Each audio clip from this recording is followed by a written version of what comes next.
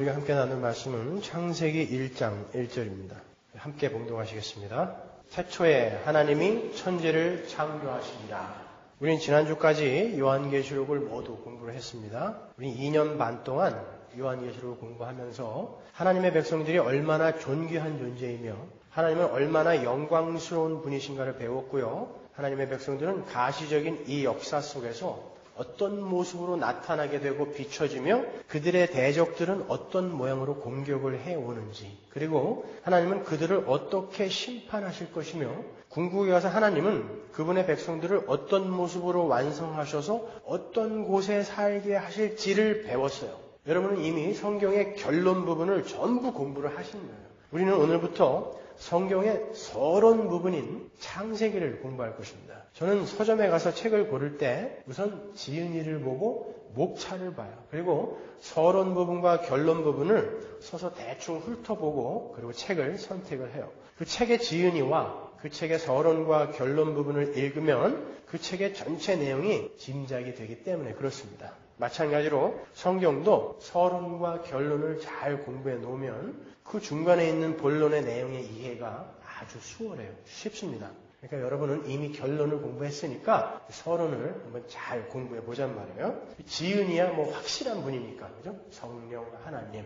그러면 왜 서론부터 차근차근 공부할 것이지 왜 결론부터 우리는 공부를 했는가? 여러분 혹시 이런 말 아세요? Eschatology precedes soteriology란 말 아십니까? Eschatology precedes soteriology. 종말이 구원을 앞선다라는 뜻이에요. 제가 우리 청년들에게는 몇 년 전에 제가 성경 공부를 하면서 잠시 설명을 해드렸는데 종말이 구원을 앞선다. 이 말은 프린스턴에서 성경신학을 오래 가르쳤던 제가 아주 좋아하는 신학자인 게알디스 보스가 한 이야기예요. 그 말의 의미를 한번 잘 곱씹어 보세요, 여러분. 무엇이든지 다 아시고 무엇이든지 다 하실 수 있으신 하나님께서 시간과 공간에 제한이 없는 묵시 세계 속에서 어떤 것을 계획하셨다라는 것은 이미 이루어진 것이다. 맞습니까?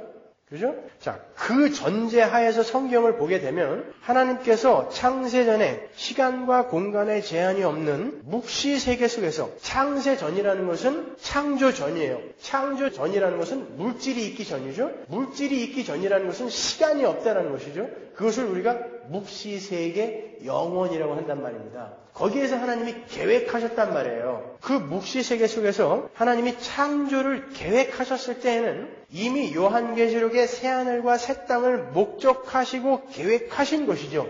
어떤 목적을 두고 계획을 하셨을 거 아닙니까? 시작을 하셨을 거 아닙니까? 그죠? 그런 의미에서 종말이 창조나 구원을 앞서는 것이다. 이렇게 이야기를 하는 거예요. 하나님은 계획 없이 일하시는 분이 아니란 말입니다, 여러분. 우리가 성경에서 묵시 부분을 이해할 때 우리는 자꾸 시간을 벗어나서 이해를 하는 버릇을 들여야 되는 거예요, 여러분. 시간이라는 것은 물질이 존재할 때부터 시작이 되는 거예요. 물질이 존재하는 방식이 바로 시간인 거죠. 그러니까 물질이 창조되기 전에는 영원이에요. 그게 묵시인 거예요.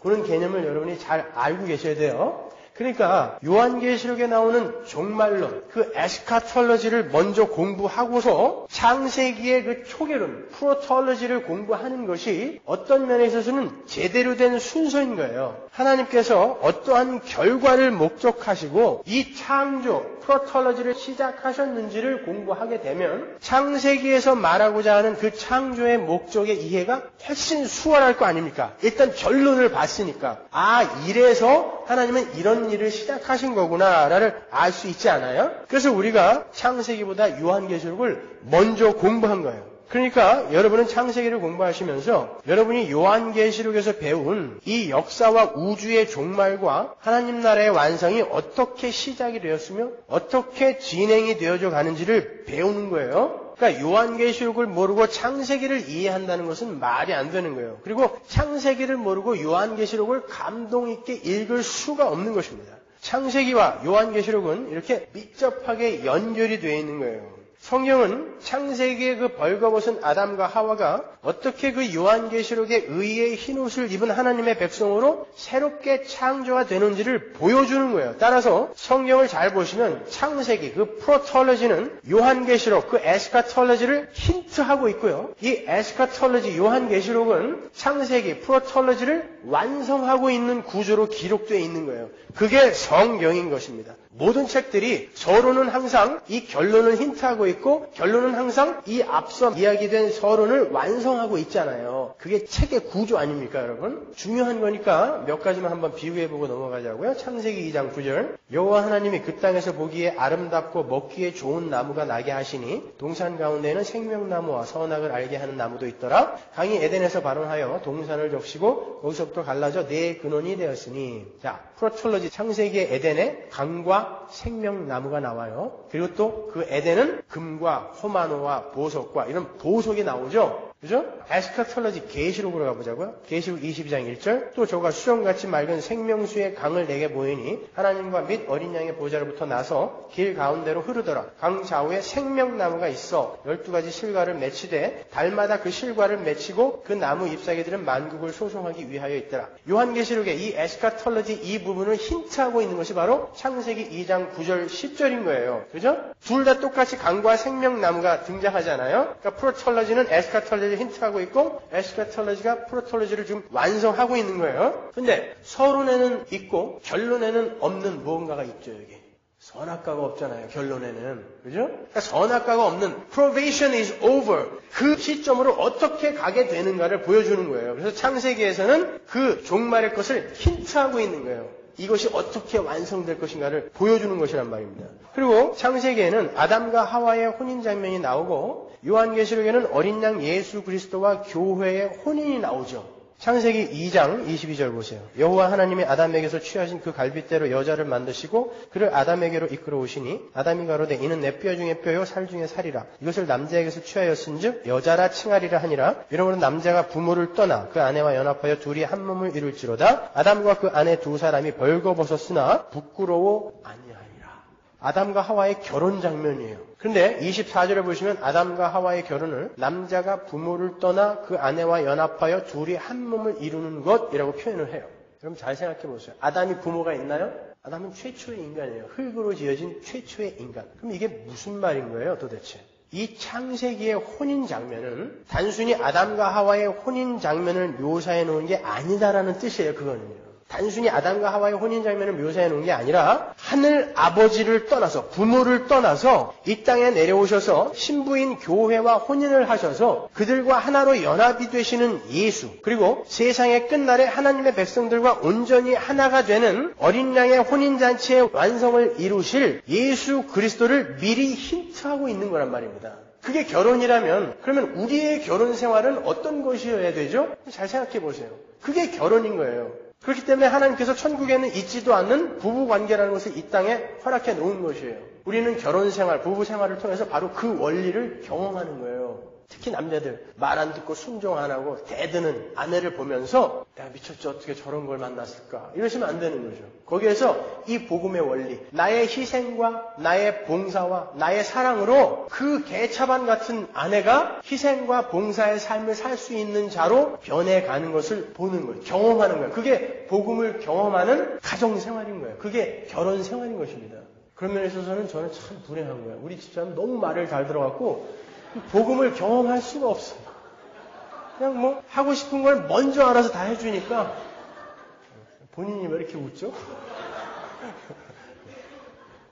그리고 25절을 보시면 아담과 하와가 벌거벗었다라는 것을 일부러 기록을 하고 있어요. 자, 이게 프로톨로지예요. 에스카톨로지를 한번 가보자고요. 계시록 19장 7절. 우리가 즐거워하고 크게 기뻐하여 그에게 영광을 돌리세요. 어린 양이 혼인 계약이 이르렀고 그 아내가 예배하였으니 그에게 허락하사 빛나고 깨끗한 세마포를 입게 하셨은즉 이 세마포는 성도들의 옳은 행실이로다 하더라. 천사가 내게 말하기를 기록하라. 어린 양의 혼인 잔치에 처음을 입은 자들이 복이 있도다 하고 또 내게 말하되 이것은 하나님의 참되신 말씀이라 하기로. 어린 양과 교회의 혼인 장면인데요. 여기에 보면 어린 양과 교회가 혼인을 하는 하는데 그들은 벌거벗은 것이 아니라 뭘 입고 있죠? 빛나고 깨끗한 세마포를 입고 있단 말이에요. 벌거벗은 아담과 하와에게 그 빛나고 깨끗한 세마포를 어떻게 입히시는가를 보여주는 게 성경이란 말이에요.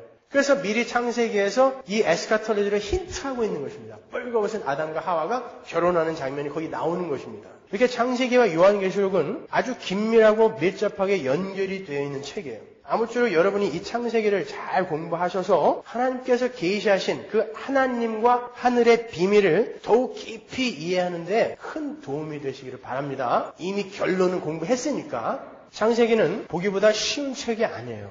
그러나 창세기는 연구를 하면 할수록 아주 깊은 맛이 있는 책이에요. 사실 제가 신학을 공부하면서 가장 관심을 갖고 재미있게 공부했던 책이 바로 창세기예요. 그리고 더 많이 공부하고 싶고 더 많이 알고 싶은 궁금증을 일으킨 책도 바로 창세기였어요. 그래서 제가 여러분에게 창세기를 설교하기 위해서 1년 전부터 준비를 했는데 그때부터 이 창세기를 어떻게 하면 더 쉽게, 더 깊이, 더 풍성하게 설명을 할 수 있을까 고민을 하면서 한 20여 종이 넘는 논문과 책들을 쭉 읽어왔어요. exciting. 여태까지 제가 알았던 그 창세기의 내용이 참 많이 잘못되어 있었다는 것을 제가 이번에 또 알았어요. 아무쪼록 여러분도 이 창세기를 공부하시면서 창세기가 이런 거구나 라고 그렇게 무릎을 치시는 그런 순간이 많았으면 좋겠습니다.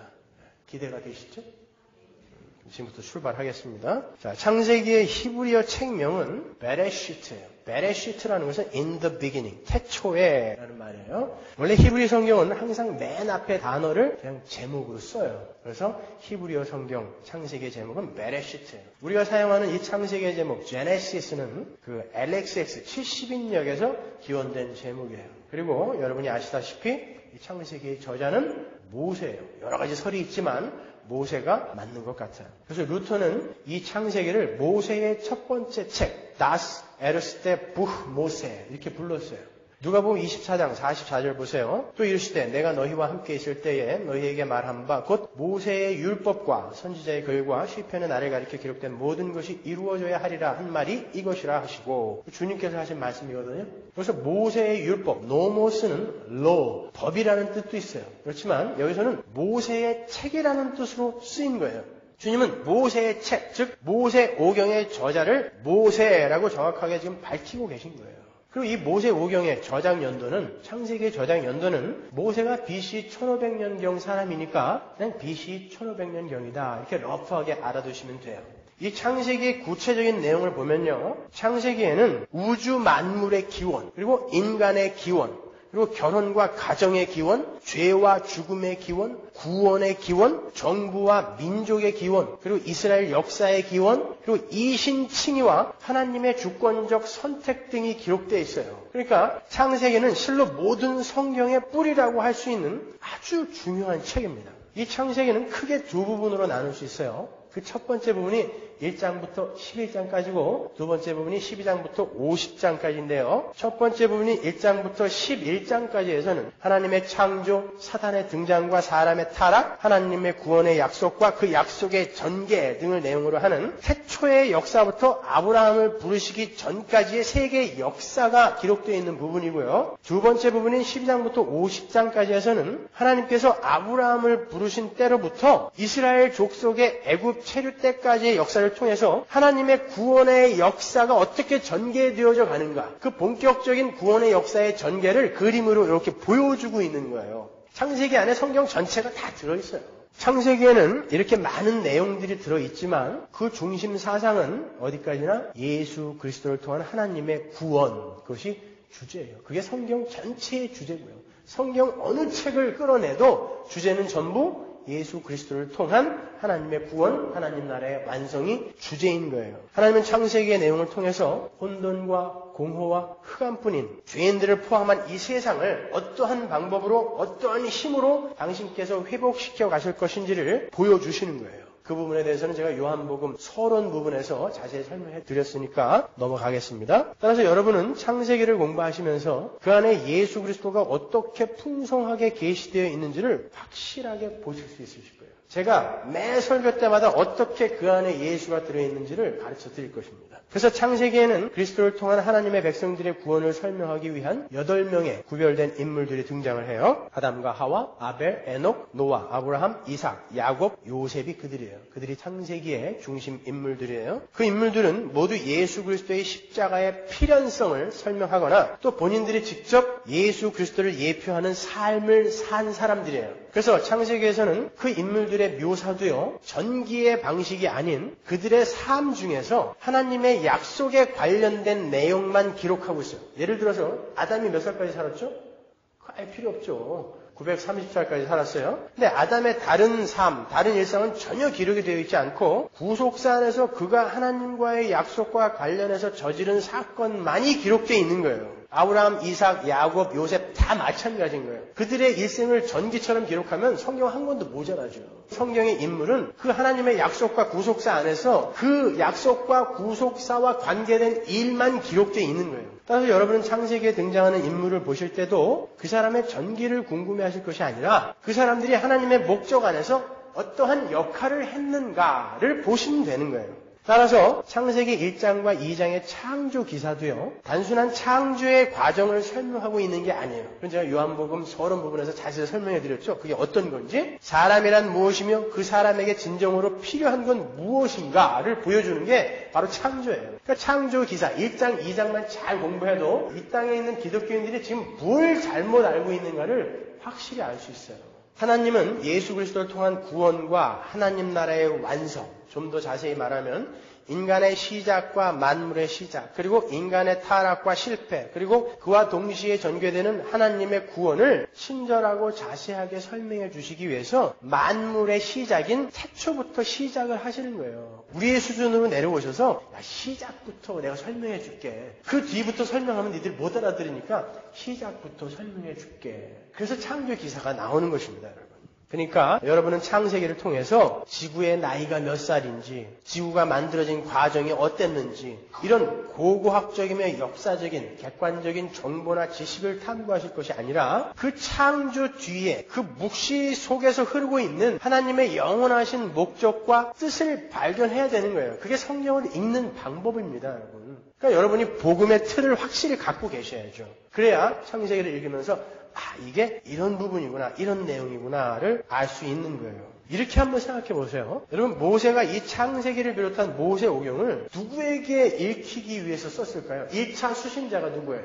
애국을 나온 이스라엘 백성이죠. 그들이 이 모세오경의 1차 수신자예요. 모세는 애굽에서 나온 이스라엘 백성들에게 하나님은 도대체 어떤 분이시기에 그 강대국 애굽을 치시고 이스라엘을 구원하실 수 있으셨는가? 하나님은 어떤 분이시기에 족장들에게 미리 약속을 하시고 그 약속하신 것을 그대로 이루어 주셨을까? 하나님은 도대체 어떤 분이시기에 이스라엘 백성을 구원하셨을 뿐만 아니라 계명을 주시면서 거룩을 요구하시는가? 그리고 이스라엘 민족은 다른 민족과 무엇이 다른가? 이런 것들을 설명하기 위해서 창조 기사, 그리고 이 창세기가 기록이 되어 있는 거예요. 그리고 서두의 창조 기사도 하나님은 누구시며 천지 만물은 어떻게 존재하게 되었는지를 보여주면서 하나님의 하나님 되심, 하나님의 크심을 보여주는 것이지 단순히 어떤 게 먼저 창조됐고 어떤 방법으로 창조됐고 이런 인포메이션을 전달하는 게 아니란 말입니다, 여러분. 이스라엘이 애굽에서 나오기는 했지만 400년 동안 애굽에 살면서 애굽의 우상들을 섬겼어요. 애굽의 우상에는 해, 달, 별, 강, 심지어 뱀 이런 것이 다 우상이었거든요. 모세는 창세기의 창조 기사를 통해서 지금 너희들이 섬기고 있는 그런 것들은 너희들이 섬겨야 하는 신이 아니라 하나님이 너희들에게 다스리라고 줬던 것들이야. 그리고 하나님이 만드신 것들이야. 그러니까 이 땅에서 경배 받으실 분, 예배 받으실 분은, 섬김을 받으실 분은 하나님 한 분밖에 없어를 보여주는 게 창세기 1장, 2장의 창조 기사인 거예요, 여러분. 이것을 오늘날 우리에게 영적으로 한번 적용을 해보자고요. 우리 성도들은 이 창세기를 읽으면서 하나님은 어떤 분이시기에 그 마귀의 세력을 무장 해제시키시고 나를 구원하실 수 있으셨을까? 이걸 여러분은 창세기에서 배우셔야 돼요. 하나님은 도대체 어떤 분이시기에 이렇게 태초부터 약속해 놓으신 것들을 완벽하게 이런 과정을 통해서 이루어내셨을까? 하나님은 도대체 어떤 분이시기에 우리 성도들을 구원하시고 우리에게 하나님의 말씀에 순종하는 거룩한 삶을 살라고 요구하는 것일까? 그 순종의 당위성, 필연성도 여러분 거기서 읽으셔야 되고 구원받은 우리 성도들은 선택받지 못한 다른 사람들과 도대체 뭐가 다른 걸까? 다른 뭐가 달라요? 개뿔이나 다른 거 아무것도 없어요. 이스라엘 백성들이 애굽에서 나와서 광야에서 얼마나 하나님에 대해서 원망하고 아각거리며 블레임을 했습니까? 다른 거 전혀 없어요. 근데 하나님이 선택하셔서 끌고 나오신 거예요. 아브라함이 뭐가 잘났어요? 마누라를 2번씩이나 팔아먹은 그 인간이. 근데 하나님이 찾아오시는 것이죠. 그러니까 그것을 오늘날 우리에게 적용하면 구원은 이런 거구나. 믿음은 이런 거구나를 거기서 확실하게 우리는 읽을 수 있는 것입니다. 그리고 우리 성도들이 힘을 삼고 의지하고 순종해야 할 분은 오직 하나님 한 분이구나라는 것을 우리는 창세기를 통해서 알 수 있는 거예요. 제가 보기엔 신론이 가장 완벽하게 기록되어 있는 게 바로 이 창세기인 것 같아요. 이 중에도 아직 예수를 믿는다, 하나님을 믿는다고 하면서 자기의 주목을 믿거나 자기의 힘을 믿거나 세상 것들을 힘으로 여기며 살고 있는 사람들이 분명히 있다고요. 온통 교회들에서 그렇게 가르치고 있으니까 그거 아니다라는 거 창세기 보면서 여러분은 완전히 깰 수 있을 거예요. 그래서 이 창세기는 하나님의 선택 안에 들어있는 하나님의 백성들만 이해할 수 있어요. 절대 하나님의 영이 없는 자들이 과학적으로, 이지적으로 이해할 수 있는 책이 아닌 거예요. 과학자들이 가장 많이 공격하는 책이 바로 이 창세기거든요. 걔네들이 뭘 몰라서 그런 거예요. 과학과 합리와 이지로 이걸 해석하려고 하니까. 이건 산자들에게만 준 책이라니까요. 하나님의 백성들에게만 준 책이라니까요.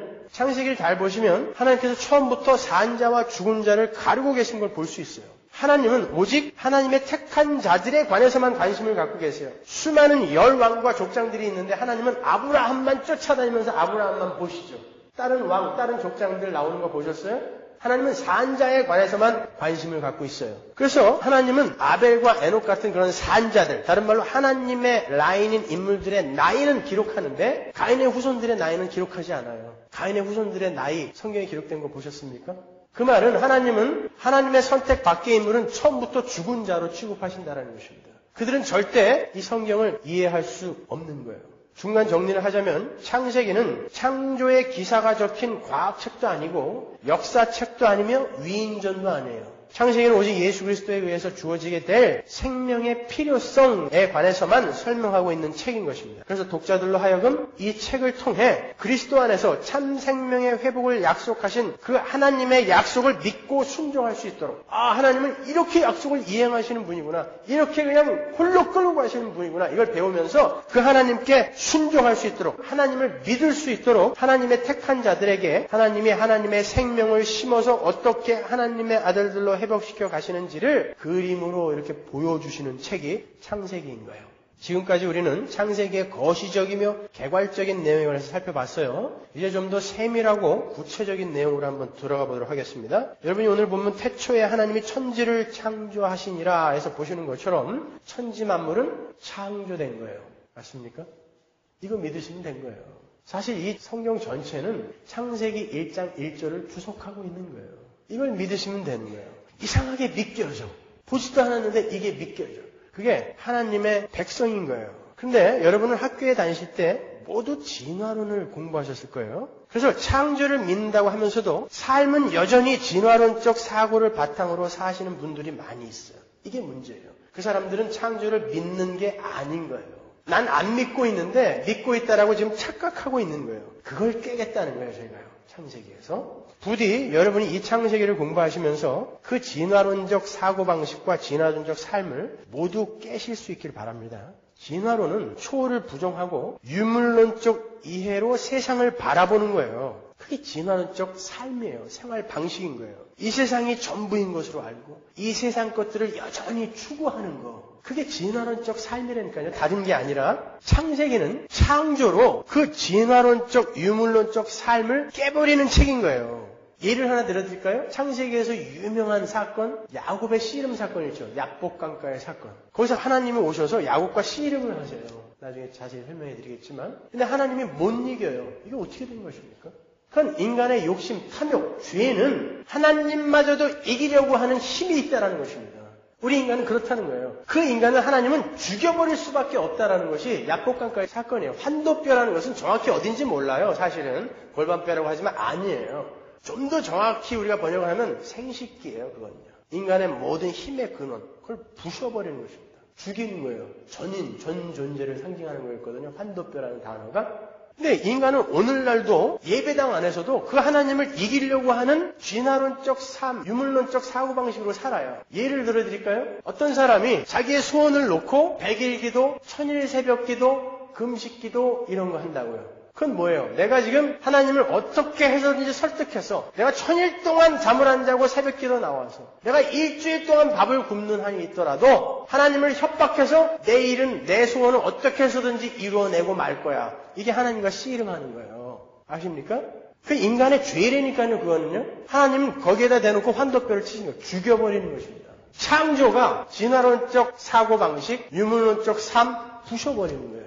이게 창세기인 거예요. 창세기 내내 그 이야기가 기록되어 있는 것입니다, 여러분. 사람들은 진화론이 과학적인 거고 창조론은 신비적인 것으로 이렇게 치부를 해요. 천만의 말씀. 인간은 이성, 즉 합리를 가지고 사실을 판단해요. 그래서 이성적으로 합리적으로 증거 자료를 수집해서 논리적으로 제시를 한 진화론이 맞는 거고 창조론은 왠지 무식한 우격다짐 정도로만 생각하는 사람들이 예배당 안에도 있어요. 또 학교에서 그렇게 배웠고 창조론을 지지하는 자들이 과학적이고 합리적으로 논리적으로 대응을 안 하는 건 우리는 믿음으로 그걸 이해하기 때문에 대응을 안 하는 거지 과학적으로 합리적으로 이성적으로 증명을 못해서 안 하는 거 아니에요. 잘 새겨 들으셔야 돼요. 진화론이라는 것은 1859년에 찰스 다윈이 종의 기원이라는 책을 출판함으로써 유력한 학설로 부각이 됐지만 사실은 인간이 타락한 그 순간부터 인간은 진화론적 사고, 유물론적 사고를 하고 있었다는 거예요. 고대 헬라의 탈레스나 에피쿠로스, 아리스토텔레스 같은 사람들이 이미 자연은 진화에 의해서 완성된다라는 원시 진화론을 주장하고 있었어요. 그리고 근대는 프랜시스 베이컨이나 데카르트, 임마누엘 칸트 같은 사람, 이런 사람들이 진화론을 주장했다고요. 그러다가 진화론을 하나의 학문으로 정립한 사람이 찰스 다윈의 할아버지예요. 에라스무스 다윈. 에라스무스 다윈에서 하나의 학설로 정립이 되었고 라마르크, 용불용설로 유명한 라마르크에 의해서 더 정리가 되고 나중에 찰스 다윈의 종의 기원으로 세상에 뻥 터뜨려버리는 거죠. 그러니까 인간이 타락한 이후에 이 진화론적 사고, 유물론적 사고는 계속 있어 왔던 거예요. 19세기 후반에 그냥 논문으로 발표가 되어졌던 것 뿐이죠. 그 진화론에 따르면 인간의 기원은 우연적인 원자 결합의 산물이에요.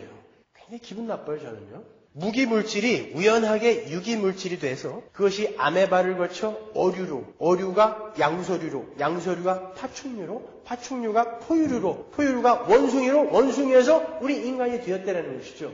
이게 진화론이에요. 기분 안 나쁘십니까, 여러분? 여러분은 생명도 없는 무기물질에서 탄생이 된 거라는 거예요. 그러니까 진화론에 의하면 지금 지구상에 존재하는 200만 종이 넘는, 여기서 종이라는 것은 종속, 과목, 강문계에서 그 종을 이야기하는 거예요. 200만 가지가 아니라는 거예요. 200만 종이 넘는 이 지구상의 그 생물들, 수많은 생물들은 처음부터 특이한 형태를 따라 종류대로 창조가 된 게 아니라 하나의 공통된 조상으로부터 진화된 후손이 되는 거예요. 그렇잖아요. 따지고 올라가 보면 무기물질부터 다 나온 거니까 모든 건 한 조상으로부터 왔다라는 결론이 도출이 되는 거죠. 그리고 이 진화론에 따르면 존재라는 것은 수소 원자에서 시작돼서 수십억 년의 오랜 기간 동안 서서히 진화되어서 오늘날에 이른 것이기 때문에 앞으로도 이 생물은 어떤 모습으로 변화가 될지 모르는 거예요. 우리 인간도 이제 어떻게 바뀔지 모르는 거예요. 이걸 진짜 믿으시는 거예요, 여러분? 그러나 창조론은 각 종의 발생 기원은 하나님의 창조에 의해서 처음부터 독립적이고 완전하며 변이는 그 같은 종 안에서만 일어난다라고 이야기하는 게 창조론인 거예요. 변이라는 거. 같은 종 안에서도 이렇게 다르잖아요. 그죠? 이런 건 있을 수 있다는 것이죠. 같은 종 안에서. 그러나 종에서 종으로, 어류에서 포유류로, 파충류에서 포유류로 이렇게 종에서 종으로 바뀌는 대진화는 인정하지 않는 거예요. 간혹 그런 게 나타나면 영화 괴물에서 나온 것처럼 걔는 어류도 아니고 파충류도 아니고 다리도 있고 아가미도 있고 막 그러잖아요. 그러니까 그걸 괴물이라고 하는 거예요. 그런 건 있을 수 없다는 거예요. 가끔 돌연변이로는 존재할 수 있지만 그런 거는 없다. 이것이 바로 창조론인 거예요. 실제로 1980년에 시카고에서 세계 진화론자 학회가 있었는데 그들이 어떤 결론을 내렸냐면 이 소진화, 작은 진화의 증거가 대진화, 종에서 종으로 진화한다는 이 대진화의 증거는 될 수 없다라고 본인들 스스로, 세계적인 진화론 학자들이 본인들 스스로 내린 결론인 거예요. 그런데 그 밑에서 고등학교, 중학교 교과서에서 생물 시간에 진화론 배운 그냥 이 어리석은 중생들만 진화론이 맞겠거니 이러고 있다니까요. 예배당 안에서도 제가 지금부터 아주 간단하게 우격다짐이 아닌 현대인들이 좋아하는 이성과 합리와 과학을 근거로 왜 창조론이 맞는지 반박을 해드리겠습니다. 원래 목사는 그런 거 하면 안 되는 거예요. 복음을 사람이 변증할 수 없어요. 사람의 지혜와 지식으로 복음을 변증할 수가 없어요. 근데 이 왼수들이 과학과 합리와 이성을 갖고 너무 이 기독교를 공격하니까. 근데 그 공격을 받고 초신자들이 마구 흔들려 버린단 말이에요. 그래서 제가 부득이하게 과학과 이성과 합리를 이용하여 기독교를 잠깐 변증을 해보겠습니다. 그러나 제가 과학적으로 증명은 해드릴 수는 없어요. 이 진화론이나 창조론이나 과학적으로 증명을 할 수 있는 그러한 학설이 아니에요. 사실 입증을 할 수 있는 학설이 아니에요. 어차피 진화론이라는 것도 하나의 가설이에요. 실험을 거치지 않은 그냥 하나의 가설이지 사실이나 법칙이 아닙니다, 여러분. 교과서에 나왔으니까 이건 법칙으로 인정이 된 건가 보다 이렇게 생각하시면 안 돼요. 진화론은 아직도 가설이에요. 애들이 거짓말하면 야, 썰 풀지 마 그러죠. 거기서 나온 거예요. 설인 거예요. 아직도 진화론은 설이란 말입니다. 찰스 다윈의 그 종의 기원이라는 그 논문도 과학계로부터 사실이요 법칙으로 인정받지 못했어요. 아직까지.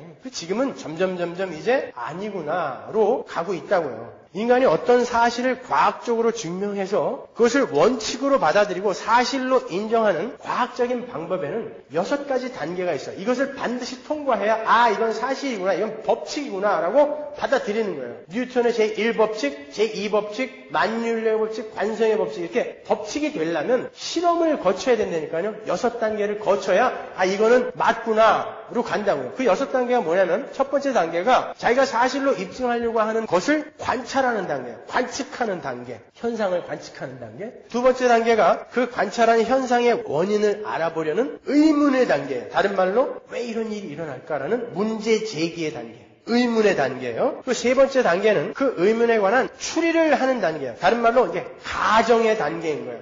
요거는 요로 해서 이렇게 된 것 같다라고 추리하고 가정하는 단계예요. 그러니까 과학도 결국에는 의문과 추리와 가정에서 출발하는 거예요. 네 번째 단계가 그 가정을 이런 것이겠구나라는 것을 이론화하는 단계예요. 그리고 다섯 번째 단계가 그 이론화된 그 가정이 사실인지의 여부를 알아보기 위해서 이제 실험을 하는 실험의 단계예요. 그렇게 같은 실험을 여러 번 반복해서 누가 언제 어디서 해도 똑같은 결과를 얻게 되면 그 이론은 비로소 과학적 사실이나 법칙으로 인정이 되는 거예요. 그러니까 어떤 것이 과학적 사실이나 법칙으로 인정되기 위해서는 반드시 이 실험의 단계까지 통과를 해야 되는데 진화론이나 창조론 모두 이 학설은 모두 이 네 번째 단계 그 이론을 이론화하는 데까지만 가능하지 실험을 할 수 없는 학설이란 말이죠. 진화론을 실험하기 위해선 누군가가 수백만 년에서 수십억 년을 살아있어야 돼요. 왜? 진화는 수백만 년에서 수십억 년에 걸쳐 일어나는 것이기 때문에 그걸 실험하기 위해서는 누군가가 살아있어야 되는데 그게 안 되잖아요. 그죠?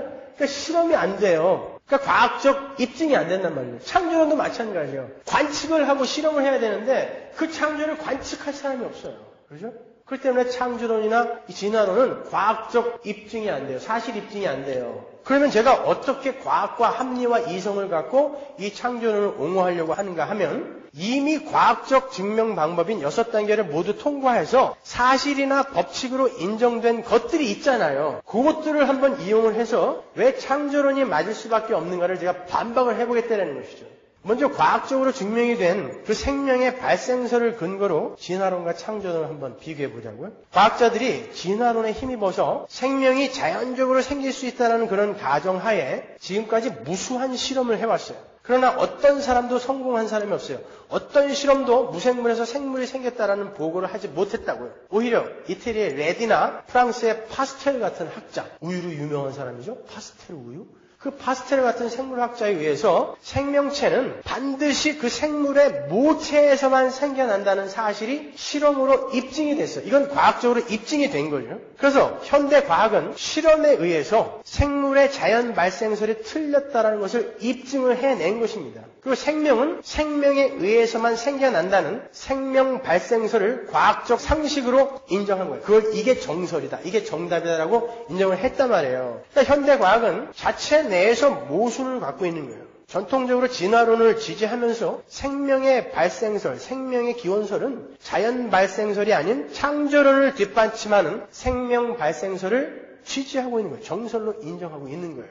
진화론자들은 우주에 존재하던 무기물질이 어떤 화학작용에 의해서 아미노산이 되었고 그 아미노산이 생명체를 이루는 단백질이 되었다고 주장을 하죠. 그러나 아미노산이 단백질이 되기 위해서는요, 수많은 아미노산이 규칙적이고 질서 있게 아주 정돈되어 배열이 되어 있어야 단백질이 될 수 있는 거예요. 단백질은요, 20종류의 아미노산 500개 이상이 규칙적으로 순서적으로 일정하게 그리고 또 일정한 각도로 이렇게 접혀서 연결이 돼야 돼요. 그래야 비로소 단백질의 기능을 할 수 있어요. 그런데 그렇게 복잡한 단백질이 2800개가 아니라 2800종이 모여서 겨우 만들 수 있는 게 대장균 같은 단세포 박테리아예요. 겨우 만들 수 있는 게.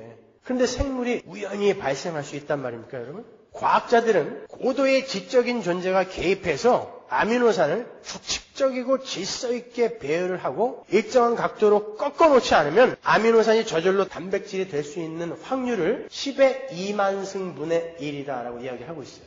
여러분 확률 배웠죠, 수학 시간에.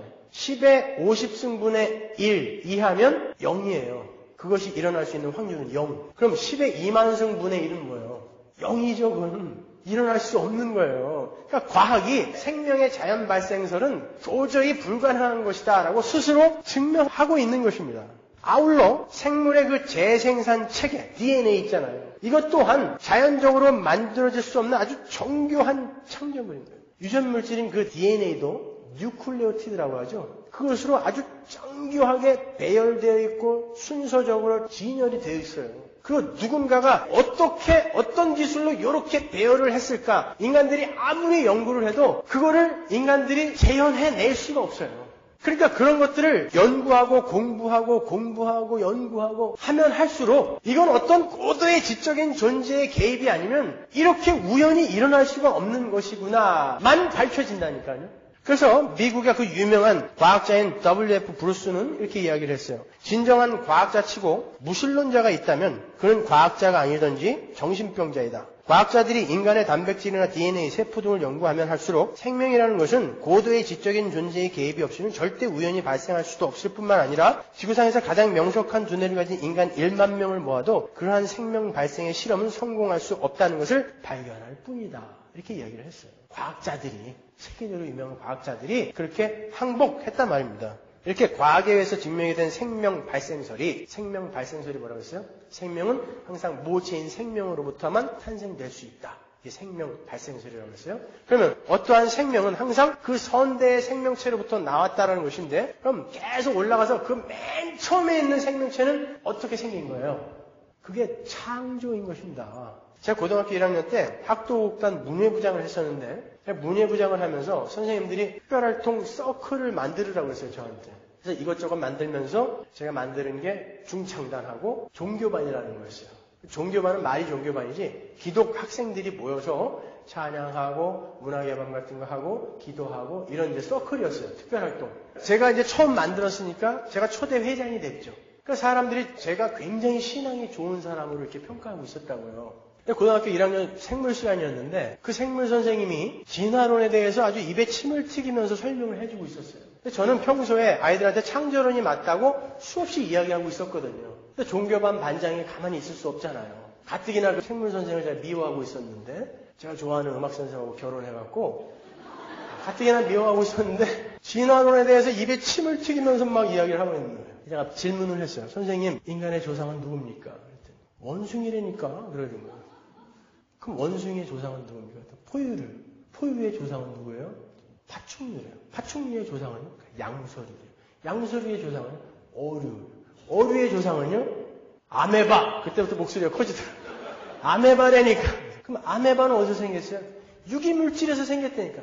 유기물질은 어떻게 생겼어요? 무기물질에서 생겼다니까. 그럼 그 무기물질은 어디서 왔어요? 그랬더니 원래 있었어 임마 그러더라고요. 어떻게 원래 있을 수가 있냐고. 그건 어디서 나왔을 거 아니냐. 근데 나중에는 저 외계에서 왔대요. 이게 진화론의 한계인 거예요. 이걸 믿으신다고요, 여러분이. 진화론을 파고 들어가 보면 너무 허점이 많아요. 그럼 백보양보해서 진화론의 그 생명의 기원 부분이 맞다고 한번 해보자고요. 실제로 수소의 강력한 고흡과 고온을 외부에서 가하면 그게 헬륨이 되거든요. 됐다고 해보자고요. 그럼 그 외부에서 강해진 강력한 에너지와 힘이 뭐냐고요. 그건 뭐예요? 어디서 나온 거예요, 그거는? 그게 하나님의 말씀의 능력이라니까요. 성경을 알면 이렇게 쉽게 풀어지는 것을 너무나 안타까워요. 그들의 무지가. 그들은 우리 보고 무식하다고 그러지만 우격다짐으로 무조건 우기는 인간들이라고 그러지만 참 불쌍해요. 즐거운 학창시절로 돌아가고 있어요. 물리 시간으로 가보자고요. 연력학의 법칙을 갖고 제가 창조를 한번 옹호해 볼게요. 연력학의 법칙이 뭐죠? 연력학 제1법칙이 뭐예요? 공부를 되게 안 하셨네요. 에너지 보존의 법칙이잖아요. 네? 제가 이 설교를 준비하면서 고등학교 물리책까지 뒤져봐야 되니 이거? 에너지 보존의 법칙이잖아요. 그죠? 그 에너지 보존의 법칙이라는 것은 에너지는 자연적으로 생성될 수도 없고 또한 소멸될 수도 없는 것을 뜻하는 거예요. 그 말은 에너지의 형태는 변할 수 있지만 그 에너지의 총량은 항상 불변하다는 것을 이야기하는 거예요. 예를 들어서 나무를 불에 태우면 그 나무가 재가 되고 연기가 돼서 소멸되어지는 것 같잖아요? 아니라는 거예요. 그 나무는 불에 타면서 재가 되고 연기가 되지만 에너지로 화하는 거예요. 변하는 거죠. 그래서 이 재와 연기와 에너지를 다시 모아서 어떤 창조적인 힘을 가하면 그게 다시 나무로 될 수 있다는 것이죠. 이게 과학으로 증명된 연력학 제1법칙 에너지 보존 법칙인 거예요. 거기서 원자탄이 나온 거잖아요. 핵이 분열되면서 나오는 그 강력한 에너지, 그것을 이용한 게 원자탄 아닙니까? 그러니까 연력학 제1법칙에 의하면 이 물질 자체가 곧 에너지인 거예요. 그렇죠? 물질이 어떻게 되든 하여튼 에너지는 이 물질만큼 에너지가 있는 거예요. 에너지 보존의 법칙이니까. 이게 과학의 법칙이란 말입니다. 그런데 단세포 생물이 다세포 생물이 되고 다세포 생물이 더 진화해서 뭐 어류가 되고 양서류가 되고 이런 것은 이 연력학 제1법칙에 어긋난단 말이에요. 에너지 보존의 법칙에 어긋난단 말입니다. 어떤 물질이 커지고 진화한다는 것은 에너지가 늘어난다는 말이거든요. 그건 과학적으로 안 맞는 거예요. 그러면 그들이 이렇게 물어보겠죠. 그럼 니네는 무에서 만물이 생겼다고 하는데 그건 어떻게 증명할래? 그럼 뭐라고 대답하시겠어요? 그게 바로 하나님의 힘이야. 하나님의 능력, 힘, 말씀의 능력, 에너지가 강력하게 개입이 되어서 물질이 생기는 것입니다. 그러니까 하나님을 알지 못하고 성경을 알지 못하고 과학조차도 우리는 이해할 수가 없어요. 풀 수가 없는 거예요. 하나님의 힘이 에너지로, 힘으로 작용하는 거예요. 그게 창조론입니다, 여러분. 더 과학적인 거예요. 연력학 제2법칙도 있어요. 그 2법칙은 자연적으로 발생하는 모든 현상은 그 에너지를 가장 낮은 상태로 유지하는 쪽으로 진행한다는 법칙이에요. 예를 들어서 돌아가는 팽이가 계속 돌아가려면 밖으로부터 팽이채라는 운동 에너지가 계속 공급이 돼야 되잖아요. 근데 이 운동 에너지가 끊기면 어떻게 됩니까? 이 운동 에너지가 마찰 에너지로 바뀌고 나중에는 가장 안정된 상태인 누워버리는 상태, 죽어버린다고요. 그 상태로 가는 거예요. 이게 자연의 법칙입니다, 여러분. 과학 법칙, 그죠? 그리고 어떤 물질을 구성하고 있는 그 입자의 배열도 마찬가지예요. 연력학 제2법칙에 그대로 적용이 된다고. 물질을 구성하고 있는 입자는요, 시간의 흐름에 따라서 점점 무질서한 쪽으로 진행이 되는 거예요. 예를 들어서 물에 잉크 한 방울을 똑 떨어뜨리면 처음엔 잉크하고 물이 안 섞이죠. 질서 있다고요. 그러다가 시간이 지나면서 이게 무질서 쪽으로 확 퍼지죠. 동물이나 식물도 마찬가지죠. 동물이나 식물은 원자들이 모여서 특별한 구조를 갖는 물질이 된 건데 그렇게 질서도가 높은 상태에서 세월이 흘러서 나이가 들게 되어서 늙거나 혹은 죽어서 부패하게 되면 그 동물이나 식물은 원자 또는 분자 단위로 분해가 되어서 주위에 흩어져 버리죠. 이렇게 무질서한 상태로 흩어지는 거예요. 그게 자연의 법칙이라니까요. 그것을 성경은 썩어짐의 종노릇을 하는 만물이라고 표현을 하는 것입니다. 인간이 타락한 이후에 그렇게 이 만물은 썩어짐의 종노릇을 하게 돼 있어요. 무질서 쪽으로 향하게 되었다니까요. 그게 자연의 법칙인 거예요. 그럼 무서운 거예요. 성경은 진짜 맞구나. 우리는 과거를 통해서 그걸 알 수 있는 것입니다, 여러분. 자, 그런데 이렇게 열역학 제2법칙에 따르면 물질이란 자연적으로 그냥 놔두면, 어떤 힘을 가하지 않고 놔두면 스스로 질서 있게 정렬을 하거나 스스로 에너지를 발생시킬 수 있는 것이 아니라 오히려 에너지를 가장 낮은 상태로 유지하는 쪽으로 진행하게 되고 무질서한 상태로 변하게 된다는 것이 과학의 법칙인데, 실험까지 해갖고 입증이 된 과학의 법칙인데, 진화론이 말하는 건 뭐예요? 간단한 것들이 점점 복잡하고 질서 있는 것으로 바뀌어서 진화를 한다는 것이 진화론 아닙니까? 그것이 열역학 제2법칙에 명백하게 위배되는 거죠. 그러니까 진화론은 과학적으로 너무나 많은 허점을 갖고 있는 가설인 거예요. 물론 창조론도 과학적으로 증명을 하자면 설명이 안 되는 부분이 너무 많아요. 그러나 우리에게는, 진화론자들에게는 없는 믿음이라는 것이 있단 말입니다, 여러분. 그래서 그런 불합리한 점들이나 설명이 안 되는 부분들이 그냥 믿어져. 믿어지는 건 어떻게 해? 그들은 우리 보고 우긴다고 하는데 우리는 믿어지는 걸 어떻게 해요? 그게 믿음이 있는 자, 산 자, 생명이 있는 자인 것입니다. 여러분. 그게 기적인 거예요. 그럼 만물은 창조된 거예요. 여러분 생각해 보세요. 작은 시계 하나가 조립되어서 완성이 될 때도 시계 조립공이라는 그 외부의 힘, 에너지가 부품을 가지고 순서에 따라 이렇게 질서 있게 조립을 하는 일을 해야, 에너지를 공급하는 일을 해야 시계라는 것이 탄생이 되는 거예요. 제품이. 설사 시계의 부품들이 자생적으로 우발적으로 이렇게 생겨났다, 자연적으로 생겨났다 하더라도 누군가 지적인 존재가 그것을 질서 있게 순서에 따라 조립을 하는 그 일, 다른 말로 밖으로부터의 에너지를 부어 넣지 않으면 시계는 저절로 시계가 될 수 없단 말입니다. 이게 과학의 원리인 거예요. 일도 그냥 아무런 일이나 하면 안 돼요. 저한테 시계 조립하라고 그러면 전 못해요. 우리 아들에게 조립하라고 그러면 통에다 놓고 흔들겠죠. 일은 하는데 어떤 지적인 존재가 설계에 의해서, 계획에 의해서 정교하게 일을 하지 않으면 제품이라는 것은 탄생이 될 수 없단 말입니다. 그런데 하물며 생명이 우발적으로 이렇게 탄생이 되어서 어류가 양서류가 되고, 양서류가 파충류가 되고, 파충류가 포유류가 되고, 포유류가 원숭이가 되고, 원숭이가 인간으로 이렇게 되어지는 일들이 우연히 발생되어진다는 것은 과학적으로 안 맞는단 말입니다, 여러분. 근데 그럼에도 불구하고 여전히 진화론을 지지하실 거예요? 아니, 진화론적, 유물론적 삶을 사실 것입니까? 진화론 자체도 모순을 갖고 있어요. 진화론의 세 기둥이 뭐예요? 적자생존, 용불용설, 우성유전의 법칙 아닙니까? 그죠? 길이는 높은 데 있는 먹이를 잘 먹기 위해 자꾸 목을 늘리는 바람에 길어졌다. 낙타는 사막에서 갈증에 잘 적응하기 위해서 등에 혹이 생겨서 거기다가 지방을 저장하게 되어 있다. 진화론자들이 주장하는 거죠. 그러면 그러한 용불용설, 우성유전의 법칙 같은 것은 모든 생물에게 공통적으로 적용이 돼야 되죠. 그죠? 모든 생물은 편리한 쪽으로 진화가 되어야 된단 말이에요. 그럼 꿀벌을 한번 보자고요. 꿀벌의 침은 낚싯바늘처럼 갈고리처럼 되어 있어갖고 그 전체 하복부를 걸고 있어요. 그래서 꿀벌이 누구를 확 쏘고 그 침을 빼면 꿀벌의 배 전체가 떨어져 나가게 되어 있습니다. 꿀벌은 살기 불편한 쪽으로 지금 진화되어 있는 거죠. 왜 모든 생물에게 그게 적용이 안 됩니까, 여러분? 애초부터 하나님이 길이는 모가지 길게, 낙타는 등이 볼록하게, 꿀벌의 침은 고렇게 독립적으로 완전하게 그냥 처음부터 창조해 놓으신 거예요. 그걸 인간들이 자꾸 자기의 머리를 써서 소설을 쓰고 있는 것입니다. 그거 누가 하는 거예요? 세상 권세 잡은 자들이 하는 거예요. 왜 굳이 그런 걸 하는가? 예, 그런 진화론 같은 유물론 같은 사상에 푹 젖으면 삶이 그렇게 바뀌거든요. 창조는 무슨 개뿔이나 창조냐? 하나님이 무슨 그런 힘이 있어? 다 인간이 잘나서 이렇게 변해가는 거야. 생물이 만물이 잘나서 변해가는 거야. 로 가는 거야. 그러니까 이 세상에 눈 두고 살자. 여기서 행복하게 살자. 이렇게 되는 것입니다. 그러니까 여러분은 태초에 하나님이 천지를 창조하셨다. 이거 놓치시면 안 돼요. 정말 생물이 수백만 년, 수십억 년 동안 진화되어져 왔다면 지금 어류가 있고 파충류가 있고 사람이 있잖아요. 원숭이가 있고. 그럼 그 중간 단계쯤에 있는 어떤 생물이 있어야 될 거 아닙니까? 왜 없어요, 그거는? 그런 화석도 없잖아요. 그죠?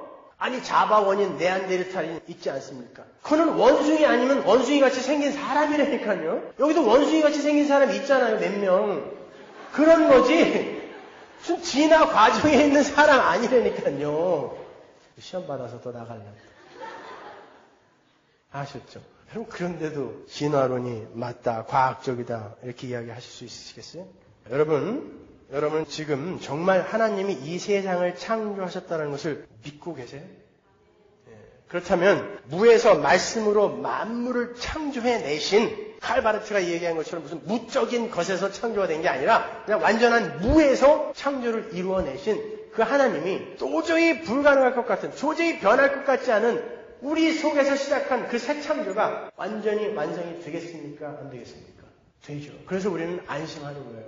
여전히 이렇게 박터지게 싸우고 시기하고 질투하고 하면서도 하나님, 그럼에도 불구하고 하나님은 나를 이렇게 끌고 가시면서 완성시키실 것이군요라고 그 하나님 앞에 울며 불며 감사의 기도를 하는 거예요. 그게 성도의 안전이며 그걸 perseverance of the saint, 견인이라고 하는 것입니다. 근데 당신은 왜 맨날 이렇게 소리를 지르냐? 저라도 소리 안 지르면 여러분이 너무 개판으로 사실까봐 저는 계속 경고를 하는 거고. 아셨죠? 여러분 그 창조를 믿으시죠? 태초에 하나님이 천지를 창조하셨습니다. 우린 그 하나님을 믿고 있는 거예요. 그 전지전능한 그 하나님을 믿고 있는 거예요. 그러니까 기죽지 말고 겁먹지 말고 당당하게 사세요. 마지막 결론으로 히브리서 11장 3절을 읽고 마치도록 하겠습니다. 믿음으로 모든 세계가 하나님의 말씀으로 지어진 줄을 우리가 아나니 보이는 것은 나타난 것으로 말미암아 된 것이 아니니라. 기도하겠습니다.